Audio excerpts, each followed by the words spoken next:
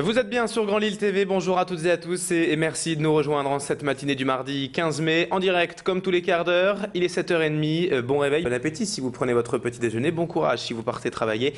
Pendant 7 minutes en direct et en image, on va faire un point complet sur l'actualité de la métropole lilloise.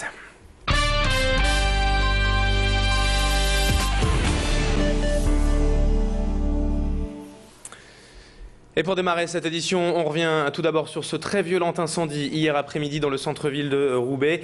La tour Mermoz de la résidence des aviateurs tout proche d'Eurotéléporte s'est enflammée le long de ses 18 étages hier vers 15 h. Des flammes très impressionnantes et attisées par le vent fort hier après-midi qui ont rendu la scène très spectaculaire pour tous les riverains et passants alentours et qui ont par là même rendu la tâche difficile pour la centaine de pompiers dépêchés sur place.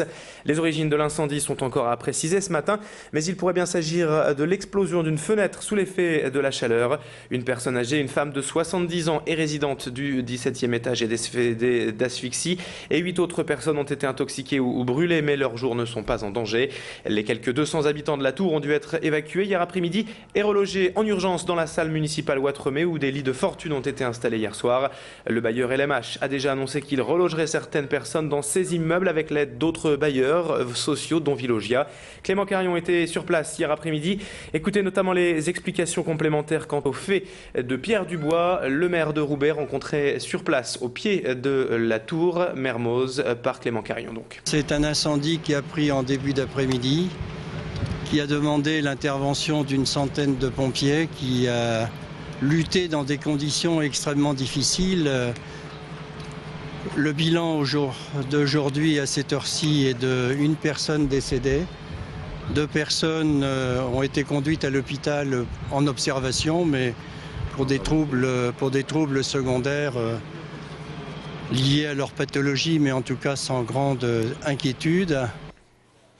Et notre journaliste sur place, qui est également allé à la rencontre des habitants du quartier et des témoins de cet très spectaculaire incendie. Je vous propose d'écouter leur témoignage. Je suis allé dans la chambre où j'entendais du bruit. Et puis, donc quand j'ai vu les flammes, je me suis retiré, j'ai fermé la porte et à ce moment-là, la baie a explosé. Et comme il y avait beaucoup de fumée, je suis parti, puis voilà. Je sais que ma mère elle est bloquée dans un appartement au 7, donc nous on habite au 15. Donc ils ont pu descendre, mais arrivé au 7, ils ne pouvaient plus respirer, donc ils se sont arrêtés. Et il y a quelqu'un qui les a accueillis chez eux. Ma mère elle m'a téléphoné, mon beau-père était enfermé là-dedans, les pompiers sont venus le sortir, ils ont défoncé la porte, bref. Il y a encore des gens, dont sa mère qui est dans l'immeuble, il y a le mari d'une voisine qui est encore dans l'immeuble. Allez, dans le reste de l'actualité, à présent, la politique et cette information concernant les élections législatives. Comme on pouvait s'y attendre, le Parti socialiste a réagi à la candidature de Dominique Barre dans la 8e circonscription en excluant le maire de Wattrelos et député sortant local. Dominique Barre a annoncé en fin de semaine dernière être candidat à sa réélection sans avoir l'investiture officielle du PS, puisque dans cette circonscription, l'écologie Slimane Tir a été investie dans le cadre de l'accord PS Europe Écologie Les Verts. Dominique Barre va donc se présenter, mais sans étiquette PS comme divers gauche. Pierre Beauvillain a rencontré hier le maire de Wattrelos et député sortant de la 8e lors de son dépôt de candidature à la préfecture. Il nous a fait part de sa détermination malgré tout. Je souhaite maintenir ma candidature parce que je pense que, et ce combat est juste, j'ai fait le job, j'ai fait le boulot de parlementaire, j'ai représenté la population et les électeurs de la circonscription et donc je maintiens cette candidature avec Richard Elzeski, mon suppléant, membre de la majorité municipale de Roubaix, et à ce jour, je ne puis me présenter guère que comme divers gauche, à gauche, mais pour une majorité claire et fidèle à François Hollande. Allez, on s'intéresse maintenant à une maladie peu connue mais qui touche tout de même près de 80 000 personnes en France aujourd'hui. La sclérose en plaques est une maladie neurologique qui détruit progressivement l'enveloppe protectrice des nerfs du cerveau et de la moelle épinière, avec pour conséquence des handicaps parfois très lourds et d'importantes difficultés à vivre au quotidien. Pour informer la population de cette maladie, une journée de rencontres et d'échanges aura lieu à Lille, à la salle du gymnase, le 2 juin prochain, dans le cadre de la journée mondiale de la sclérose en plaques, le 30 mai.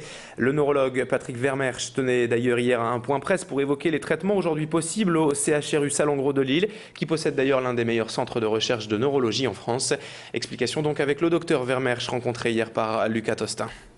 Outre le fait de mieux encore comprendre quel est le dérèglement du système immunitaire qui provoque cette maladie, donc les étapes au niveau des molécules, mais également essayer de trouver des médicaments plus pratique à prendre, moins toxique peut-être, il y a encore un peu de toxicité certains de ces produits.